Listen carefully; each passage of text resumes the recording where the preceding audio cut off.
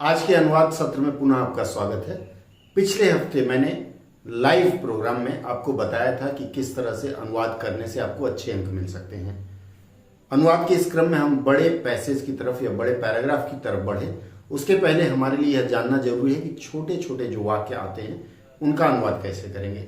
आज के इस सत्र में कुल 4 से 5 वाक्यों का हम अनुवाद करेंगे और हम यह जानेंगे कि ऐसे वाक्य अगर आते हैं तो उनका अनुवाद कैसे हो। आइए हम शुरू करते हैं। सबसे पहला वाक्य जो आप स्क्रीन पर देख रहे हैं वह संत लगता है। अगर इसी वाक्य को मैं कह दूं वह संत लग रहा है,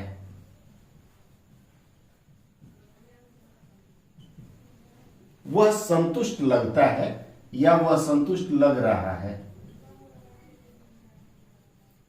इसी तरह से तीसरा वाक्य है, यह कहानी पढ़ने में अच्छी लगती है या लग रही है।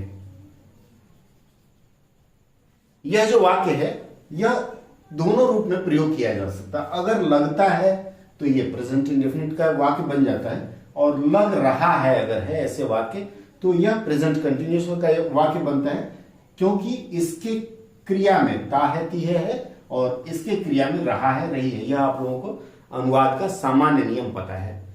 अब इसमें देखिए ऐसे वाक्यों का अनुवाद हम कैसे करेंगे। देखिए जहां यहां लगने वाली बात आती है, लग रहा है या लगता है, हालांकि यह वाक्य आप कहेंगे तो इस वाक्य को लिंकिंग वर्ब के रूप में भी प्रयोग किया जाता है, लेकिन हम उतने नियम की तरफ नहीं बढ़ेंगे। देखिए जहां ऐसा वाक्य हो कि लगता है मतलब हो भी सकता है और नहीं भी हो सकता है, तो वह के लिए हम क्या प्रयोग करेंगे, सब्जेक्ट, वर्ब और ऑब्जेक्ट। यही 3 प्रारूप है जिसको एक साथ लेकर के हम चलते हैं, वह के लिए ही प्रयोग करेंगे। अब ये जो लगना जो शब्द है, लगना को ऑब्जेक्ट नहीं है, संत ऑब्जेक्ट है, ये वर्ब है। तो यहां जो लगना है, लगना के लिए एक शब्द है अपीयर्स।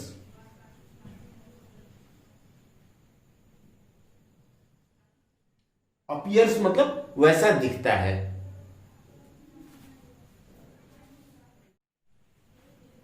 अब अपीयर्स के बाद जैसे कोई किसी के जैसा दिखता है तो यहां एक शब्द हम जोड़ते हैं टू बी, और शायद इसी टू बी के कारण इसे लिंकिंग वर्ब माना जाता है। ही अपीयर्स टू बी क्या है, संत, ए सेंट, SAINT, ये संत हो गया। देखिए अगर यह वाक्य लग रहा है के रूप में है, प्रेजेंट कंटिन्यूअस में है, तब भी ऐसे वाक्यों का जब हम अनुवाद करेंगे तो ऐसे वाक्यों का प्रेजेंट इंडेफिनिट में करते हैं, क्योंकि कई बार कहा जाता है कि जैसे जो हमारी इंद्रियां हैं, इंद्रियों से जिन चीजों को महसूस किया जा सके ऐसी चीजों का जब हम अनुवाद करते हैं तो उसे हम प्रयास करते हैं प्रेजेंट इंडेफिनिट में करने का, वो चाहे भले ही प्रेजेंट कंटिन्यूअस में हो। चलिए अब देखते हैं, वह संतुष्ट लगता है। फिर इस वाक्य का क्या अनुवाद होगा, संतुष्ट के लिए क्या लिखेंगे, वह के लिए हम ही का प्रयोग करेंगे, संतुष्ट के लिए अपीयर्स टू बी, लगता है यहां आया है तो ही अपीयर्स टू बी को हम यहां ले लेंगे, एक ही तरह है, अपीयर्स टू बी संतुष्ट को सेटिस्फाइड। यह कहानी पढ़ने में अच्छी लगती है। यह कहानी के लिए क्या होगा, दिस स्टोरी अच्छी लग रही है का क्या होगा, यहां जो अच्छा लगना है ना, क्या है, कहानी है ना, कहानी को हम क्या कर रहे हैं, पढ़ रहे हैं, तो दिस स्टोरी रीड्स वेल। हालांकि इस तरह का आप अनुवाद करेंगे तो कोई ऐसा व्यक्ति हो जो अंग्रेजी व्याकरण अच्छे से नहीं जानता हो, वो इस पर प्रश्न चिन्ह लगा सकता है। लेकिन ऐसे वाक्यों में रीड्स का प्रयोग करते हैं, पढ़ने में जो अच्छा लगना। ये जो पढ़ने में अच्छा, पढ़ने में, ये जो पढ़ने में शब्द आया है, इसके लिए यहां रीड्स का प्रयोग किया गया, इसको आप ध्यान रख लें, काम आएगा। इसके बाद है दही खट्टा लगता है। चूंकि दही जो है ही की मात्रा भले ही हो, यह पुलिंग है, इसलिए इसकी क्रिया भी पुलिंग लिखी गई है। तो दही के लिए क्या है, द कर्ड लिखेंगे या कर्ड लिखेंगे, कुछ भी लिख लीजिए जो आपका मन करे।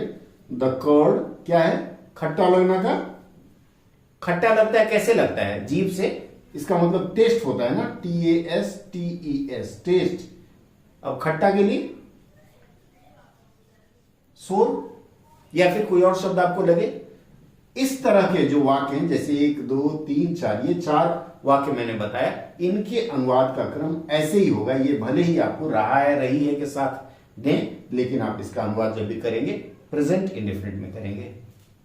अब 2 वाक्य मैं आपके लिए छोड़ रहा हूं। दोनों वाक्यों में से पहला वाक्य है इस नाली से बड़ी बदबू आती है, और दूसरा है आज आप काफी बेहतर लग रहे हैं। आशा करूंगा इन दोनों वाक्यों का अनुवाद करके आप टिप्पणी में डालेंगे, फिर हम आगे बात करेंगे। आशा है अनुवाद की यह पाठशाला आपको अच्छी लग रही होगी। अगर अच्छी लग रही है तो इस तरह का लाइक करना बनता है, और अगर आपने सब्सक्राइब नहीं किया तो सब्सक्राइब कर लें, क्योंकि अगर आप सब्सक्राइब नहीं किए तो काफ़ी चीज़ें मिस कर जाएंगे। और हो सकता है 2-3 सत्र के बाद ये सत्र केवल ओनली फॉर मेंबर्स उपलब्ध रहे हैं। अगर आप सब्सक्राइबर्स में हैं तो ठीक है, नहीं तो फिर मेंबर्स वाले में चला जाया करेगा, रोज देख लिया करेंगे। दूसरी बात है, अनुवाद के ऊपर एक और विशेष रूप से हमारा जो चैनल है राजेश शुक्ला भाषा, उस पर भी यह सामग्री मिलेगी, आप उस पर भी जाकर के देख सकते हैं।